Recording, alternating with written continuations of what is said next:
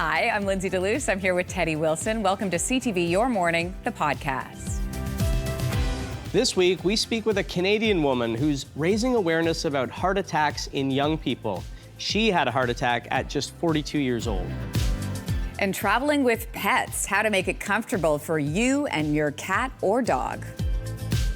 Thanks for joining us today. And remember, you can start your day with us live weekdays from 6 to 9 a.m. Eastern, 7 to 10 a.m. Atlantic on CTV, CTV News Channel, and the CTV News app.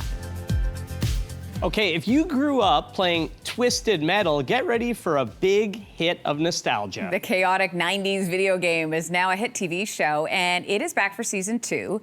Stephanie Beatriz is right in the middle of it. And you know her from Brooklyn Nine-Nine and Encanto, but we had the chance to chat with her about all things Twisted Metal. Twisted Metal has a pretty dedicated fan base, and it goes, like, it's not just people from the 90s. There are a whole generation of fans who are discovering this again.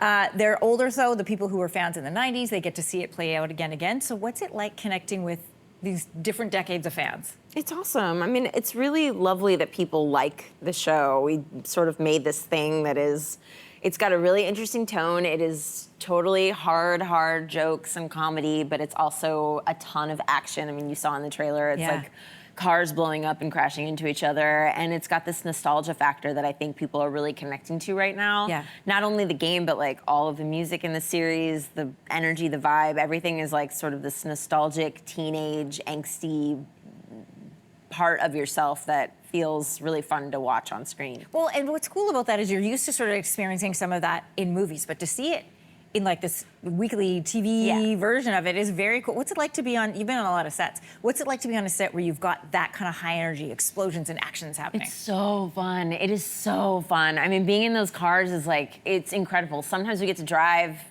but they have, you know, professional stunt drivers do like the really scary stuff, but essentially, you're in the car, but they've created a driving mechanism that's on top of the car. Oh. So the stunt driver is on top of the car, and you're in the car acting while they're driving 65 miles an hour. But you still get to experience all the speed. Oh, you're in the car. You're in the car. So like the looks on our face when we look like we're about to throw up, that's real. Okay. That's all real.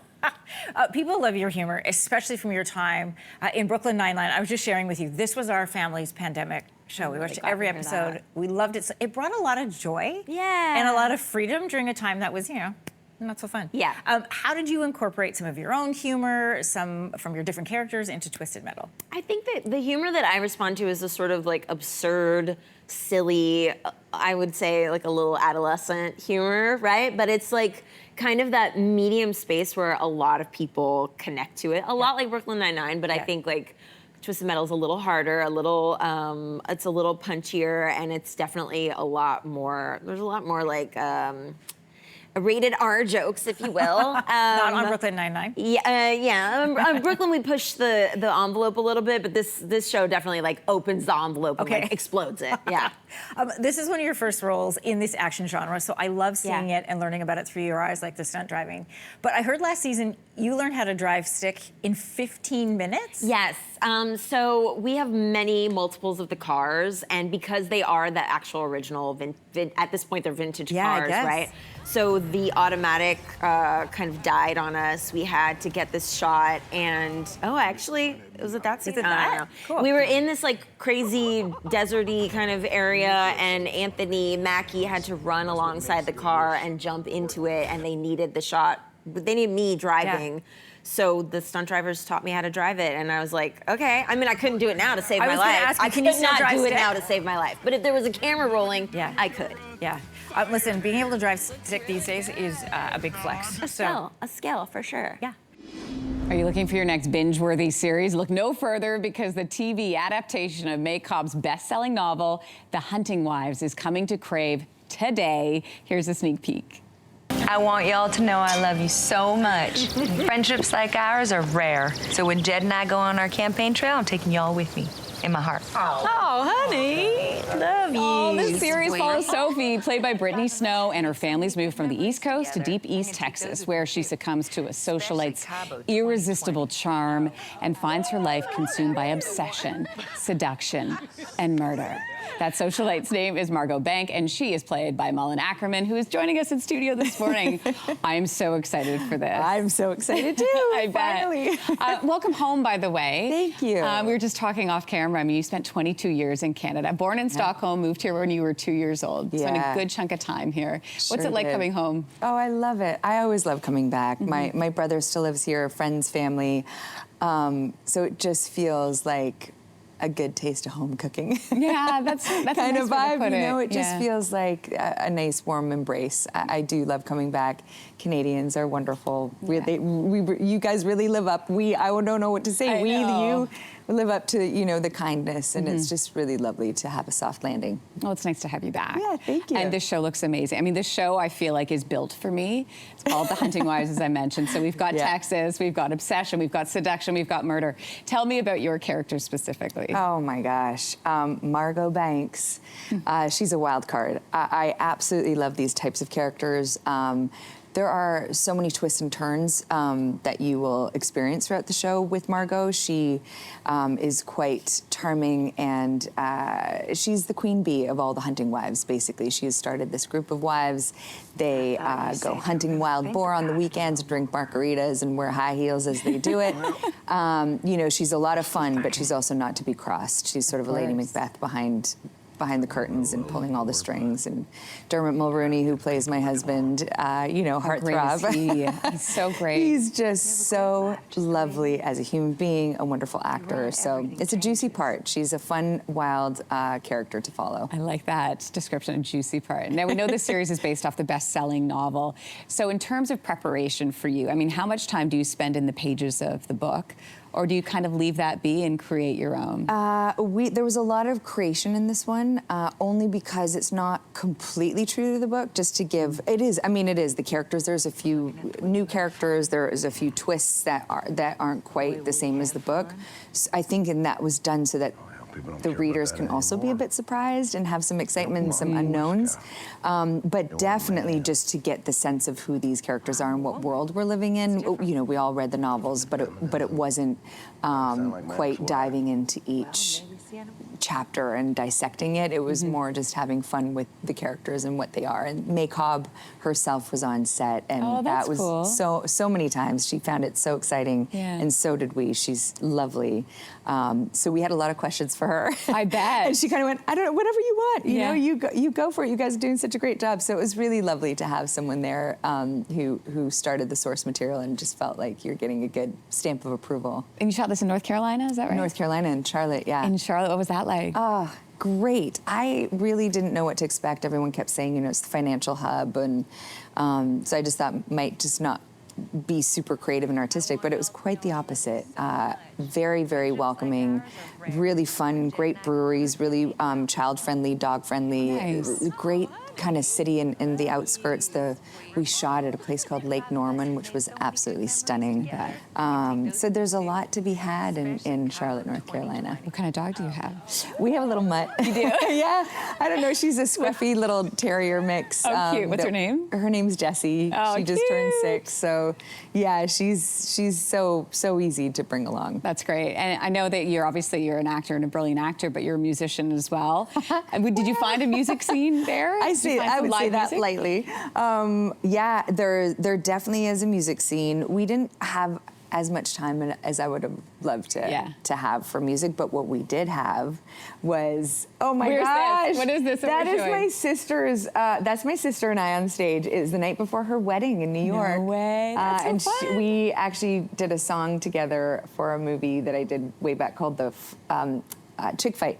And so she wrote a song for that. And so we performed that together the night before her wedding. Did you guys used to do that as kids? Like, did you sing together as kids? You know what? We are 11 years apart. So it wasn't really, we didn't. And then she came out and started doing music. And so we've never really collaborated before that, which was. And you DJ? You say you're not a musician. You've got so much music in your life. That's at home, and that's just for fun, for friends and family. I'm never going to go public with that. That is so much fun. Well, But, it's been great having having you here, Malin. Well, and again, you. welcome home. Thank you so much. And congratulations on the show.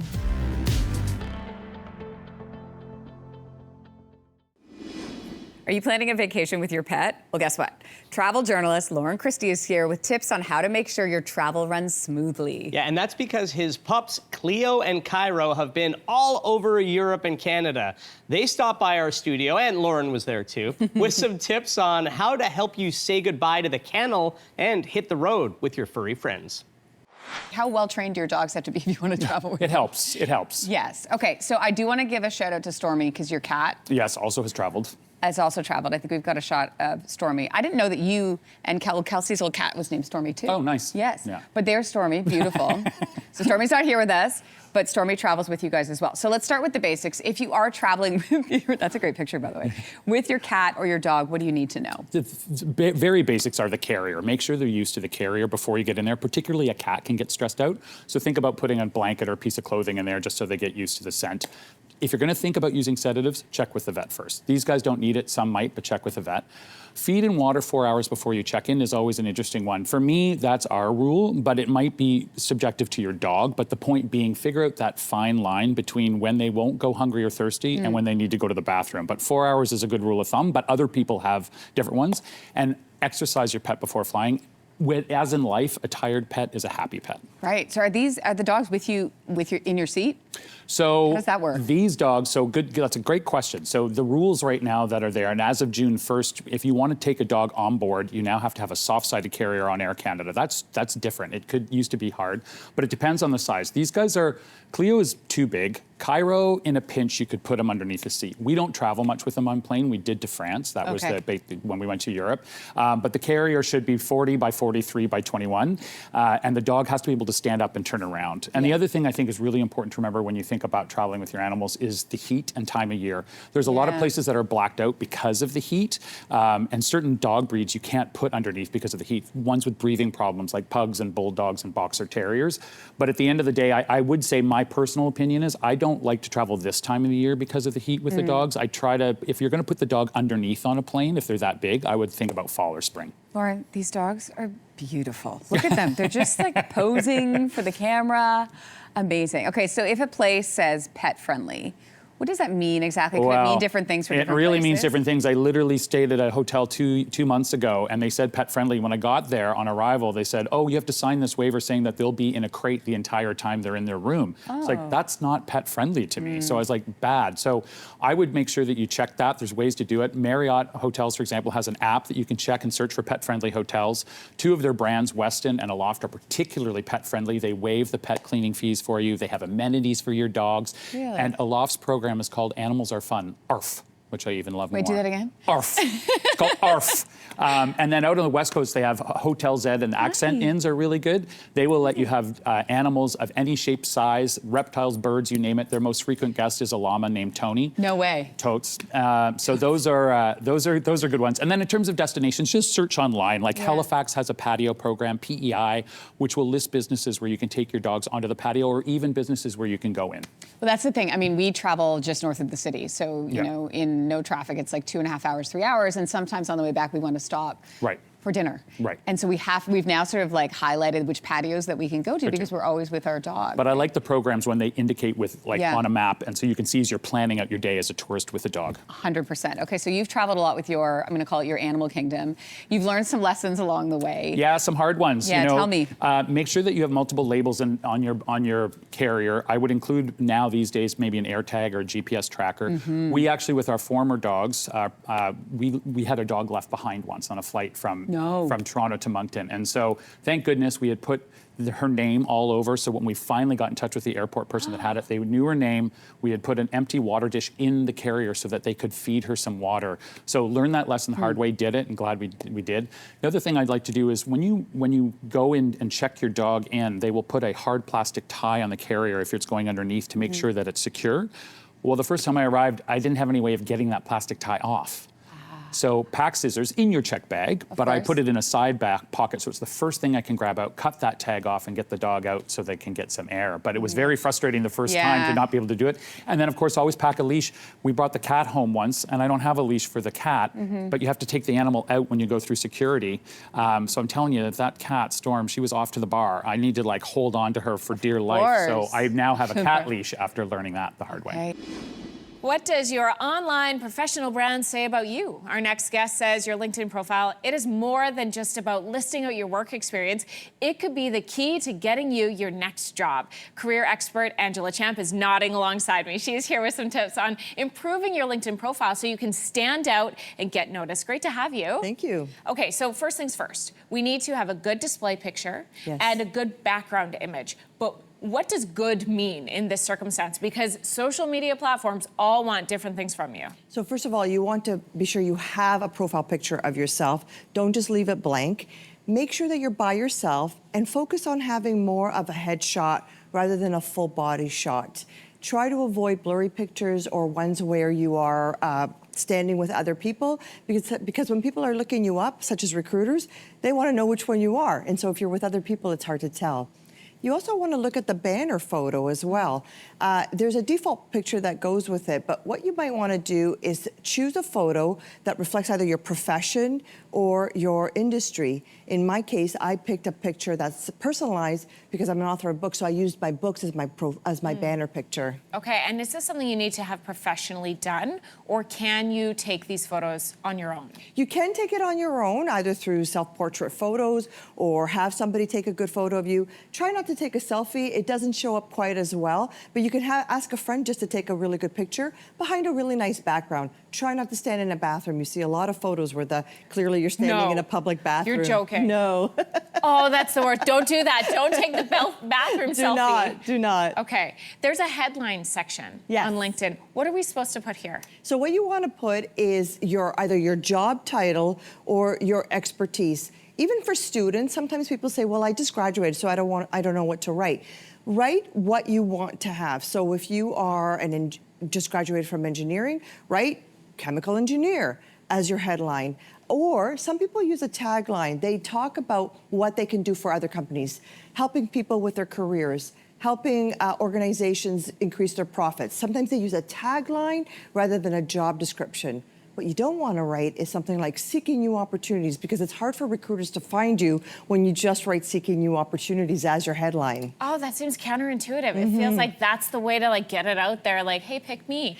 But that doesn't help. It does not help you. It detracts from that. You want to put what your job title is, could be, or what you'd like it to be, because when recruiters search, they search by those keywords, and you want your profile to come up. Oh, see, this is why the algorithms are fascinating.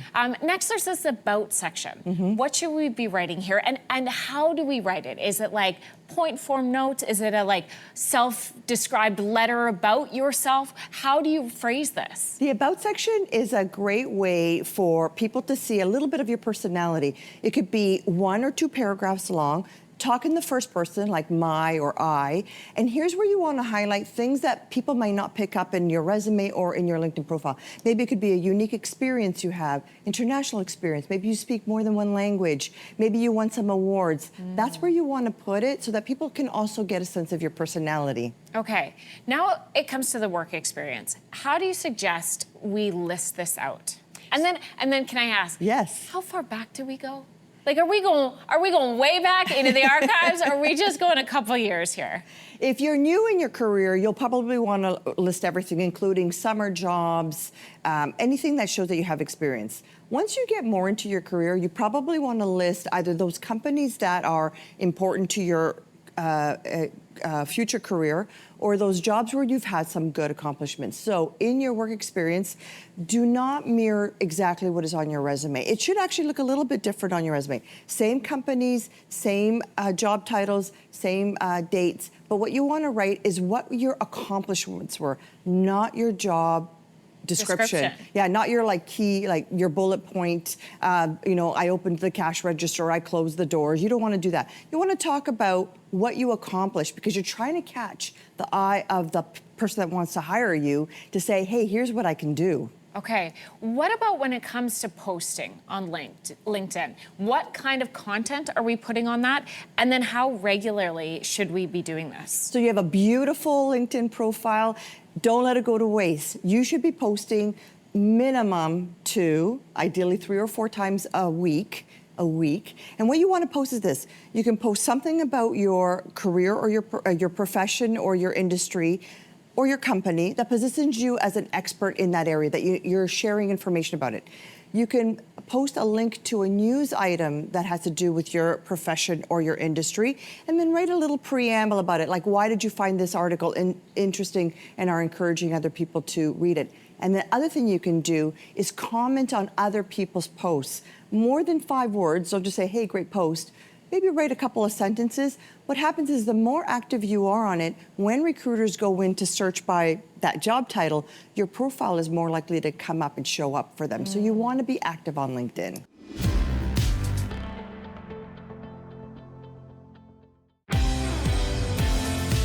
You are listening to Your Morning, the podcast, where we bring you some of the best conversations from our show every week. Join us live on CTV every weekday, 6 to 9 a.m. Eastern, 7 to 10 a.m. Atlantic on CTV, CTV News Channel, or the CTV News app. All right, in 2021, Nicole McGlaughlin had a heart attack. She was 42 years old. Nicole had been an athlete her whole life. It was a complete shock. Nicole's road to recovery took a lot of patience, a lot of rehab. She is now raising awareness by sharing her story. Nicole joins me this morning along with Dr. Paul O. Dr. O is the medical director at University Health Network's Cardiovascular Prevention and Rehabilitation Program. Good morning to both of you. And we really appreciate you sharing your story, Nicole. Pleasure. So take me back to the day that the heart attack happened. Walk me through that day. Sure, it was just a regular Monday morning at work and just working from home. It was in the middle of COVID.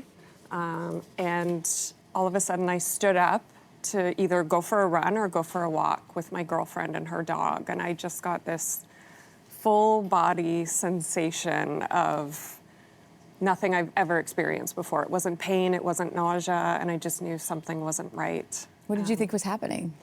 I had no idea, but I did Google heart attack, but nothing came up. And what did it feel like, if you could describe it? Initially, there was no pain. It was just like a full body buzz. Very, very strange. And being during COVID, I called telehealth. And I didn't think anything else of it. Told my girlfriend I needed a few extra minutes to get ready because I was feeling off. And telehealth called back and I was unconscious at that point. And was your girlfriend with you at the time? No, she came over eventually, and actually she was the one who let the paramedics in. Telehealth immediately said, we can't get a hold of this person, and sent paramedics. Do you know how long you were unconscious for? Probably 15 minutes or so. Wow. So then they take you to the hospital? Took me to the hospital. And then what happened? Blood tests, a couple of hours later, and I get surrounded by this medical team who rushes me back into the ER saying, you're having a major cardiac event. What did you think when they said that to you? I didn't think it was true. Like, I didn't think there was any way, but also in the back of my mind, because I had Google, I was like, this is just something so different. I wasn't that surprised. I was in denial. I still thought I'd go golfing 2 days later. Right. And I didn't want to be replaced in my foursome. So, Fair, big golfer. So, Dr. O, Nicole's heart attack, I understand, was the result of a spontaneous coronary artery dissection. Is that right? What is that? So think of the coronary arteries as a muscular tube.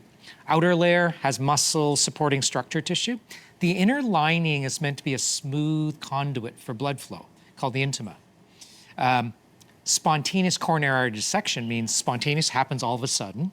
Coronary artery is the vessel. And dissection means that inner lining intima kind of tears away from the wall. So most heart attacks happen because we build up plaque inside the artery. This one happens because of a weakness in the wall where blood is flowing down a false channel now, and then we end up blocking that vessel. So Nicole was, what, 42? Healthy, athlete her whole life. What do you make of this? Like, why did this happen? Yeah, so one, this is not the usual kind of heart attack that we might see, for instance, in prototypical older men. You know, we're building up cholesterol plaque over years and years and years. And that's what we think about when older people come in with chest pain or heart attacks. Younger women have different kinds of syndromes like this spontaneous coronary artery dissection or other kinds of problems with the heart where stress or other kind of stressors on the heart can cause blood vessel abnormalities and blockages like this. Could there have been signs? Like, was there any sign along the way? There was nothing. There was nothing. So Nothing how at do you, all. I mean, what are you supposed to do? Yeah, so one is, you're right, that all of us need to follow a good, healthy living. And Nicole, you're doing that. You're active, Right. you're eating well, you're doing all those really good things. So you're protecting yourself from the usual kinds of heart problems. But some people are prone, perhaps on a genetic basis, to these kinds of abnormalities. So if there's something that runs in the family, we need to have this greater Can you get it awareness. tested? Like if something does run in the family? So sometimes for some of these more unusual kinds of blood vessel problems that are more typical in younger women, there may be family histories where you can actually look at blood vessels, look for other abnormalities. So not only might some of these blockages or narrowings happen in the coronary arteries, but they might be present elsewhere in the body. So with an event like Nicole's, maybe we talk to your family, right? And one more question I have to ask. How are you doing now? Like, how have the last couple of years been? They've been great. Yeah. I'm back to jogging. I don't Okay. want to say running, Right. but I'm back to doing everything. I take aspirin on a daily basis just as a preventative, but I'm off of, beta blocker, anything like that, where the typical heart attack gets treated. From sports bans in Alberta to clinic closures in the U.S., high-level decisions are reshaping trans rights every day. So 2S LGBTQ+ advocate Miles Sexton joined us to talk about the real-world impact behind all the headlines. I want to dive into this because I mentioned, bans on gender-affirming care in the States. We've seen them. I mentioned the headline, of course, out of Alberta now. Yes. So I want to ask, for you, Miles, as a non-binary person and a member of the gender-diverse community, can you talk a little bit about these bans and these headlines and what they're meaning, kind of what they mean for you and other folks in the community? Absolutely. I mean, it's really like impacting the lives of our community, especially the younger people that are within our community, because, they're in such a fragile and volatile state, especially when they're younger. And it's like when we're creating more walls and barriers and challenges for them, when they're just trying to live their authentic selves, it's like we're just making it harder for them. And I think it's always really confusing for me anyway, is like why policymakers are getting involved in things that doctors should really be handling, versus people getting on these sort of political movements to try to gain votes when it's just these are literally kids' lives that are at stake, right? So it's very disappointing. Miles, can you help us dive into the term gender diverse? We hear it a lot. It's more common. That's a good thing. But what exactly does it mean to be gender diverse? Can you break it down for us? Absolutely. I think, just in general, I don't think we as humans give enough credit for how complex and diverse we are and how we're made up. And, we look at sort of chromosomes and estrogen and testosterone and, reproductive organs, but all of those are such a like small part of like who we are as humans. And I always sort of look at the idea of that, you know, I think gender is more between our ears than between our legs. And, you know, there is a lot of science that actually like backs a lot of that up. And so I think the term gender diverse is really just looking at, you know, is like an umbrella term for someone who's like outside of sort of these colonial binaries of being assigned male or female. You know, you could be within those or outside of them, like someone like myself that's non-binary. Yeah, and you know, can we even further kind of dive into the notion of gender diversity? Yes. Through history here, but then also through different cultures, because there's a real global perspective to be had on gender diversity, right? 100%. You know, I think a lot of people think that like the term trans or non-binary or gender diversity is like a new term, but it's not. Like it's not this woke term that we've just like created, you know?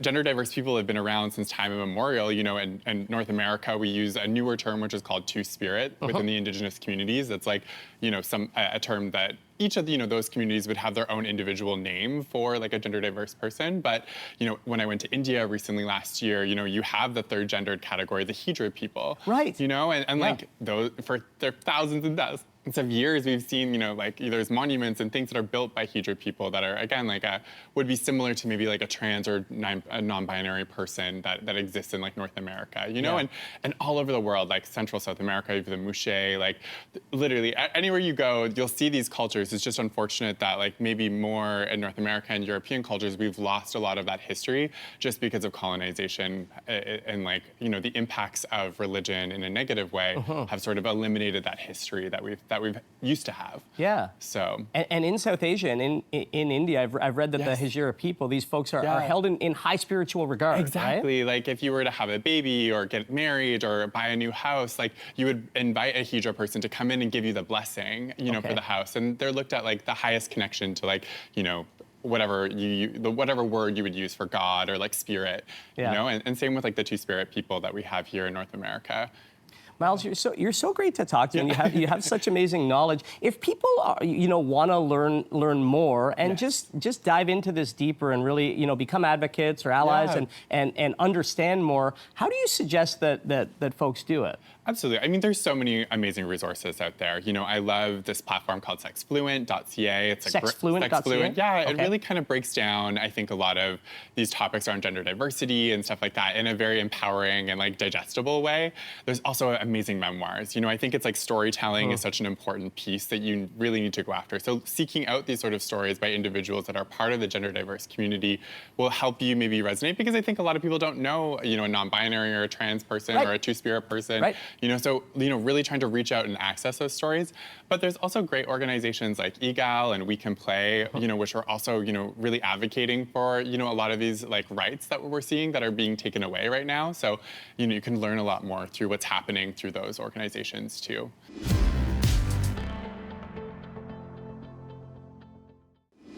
A longtime U.S. resident being denied re-entry to New Hampshire from New Brunswick is feeling new concerns over Canadians traveling to the U.S. Christopher Landry, who has a green card, says U.S. border agents barred him from returning to the country after visiting family in New Brunswick. Now, according to Landry, U.S. officials told him his 2004 and 2007 cannabis possession and driving with a suspended license convictions made him now inadmissible to the U.S. For an update on what's happening at the Canada-U.S. border, we're joined this morning from South Bend, Indiana, once again by immigration lawyer Stuart Freriedman. Welcome back. Thank you. So I know you're familiar with this case. Landry says he used the same main border crossing that he used for the last 20 years or so when he visits Canada. Can you walk us through why he would have had problems now? I sure can. One of the things you need to do when you're talking about Mr. Landry is remember that he's a permanent resident. So the fact that he was turned back is somewhat surprising. U.S. Customs gets full access to the Canada Police Information System Center, or CPIC. We can see most Canadian convictions or arrests when somebody crosses. But when an officer looks at a record, they have an element of discretion. They look at it to see whether or not the person has been convicted of a crime involving moral turpitude or most drug offenses. But marijuana is interesting because if you're a permanent resident, you can have one arrest for use or possession, not sales, under 30 grams and still get in. And a number of U.S. offenses or Canadian offenses are not ones that will render you inadmissible. Unlike Canada, we look at the specific crime to see whether it's a crime involving moral turpitude. And driving on a suspended license can go either way. It depends on whether the jurisdiction that convicts you requires that you know your license is suspended at the time you operate the motor vehicle. And in some of these cases, a border agent gives a permanent resident the benefit of the doubt. But that benefit of the doubt is disappearing under the new administration.